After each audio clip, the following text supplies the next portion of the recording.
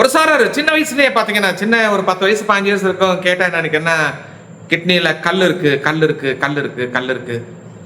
அந்த காலகட்டத்தில் அரிசியில கல் இருக்குன்னு சொல்லி தான் முறத்தில் போட்டு புடைச்சி அதை சுத்தம் பண்ணி அரிச்சு சாதம் செய்வார்கள்.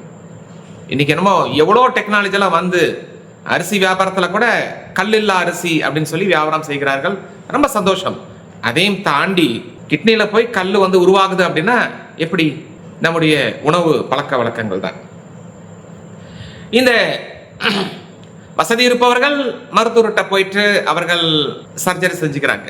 வசதி இல்லாதவர்கள் உடம்பு ரொம்ப வலிக்குது, அப்படி வலிக்குது, இப்படி வலிக்குது, கிட்னில கல் இருக்குன்னு சொல்லிட்டாங்க, we don't have money to make operation அப்படின்னு சொல்றவங்களா, பணம் இல்லை என்னால் ஆப்ரேஷன் பண்ண முடியாதுன்னு நினைக்கிறவங்க முடிஞ்ச நீங்க ட்ரை பண்ணி பாருங்க.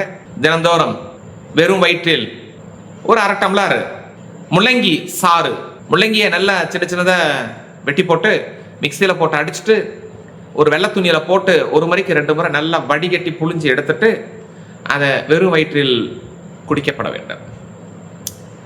இதை நீங்க ஒரு நாள் விட்டு ஒரு நாள் ஒரு 5 முறை குடிச்சாவே கண்டிப்பாக அந்த கல்லானது கொஞ்சம் கொஞ்சமா கரைவதை நீங்களே பார்க்கலாம். பெயின் குறையும்.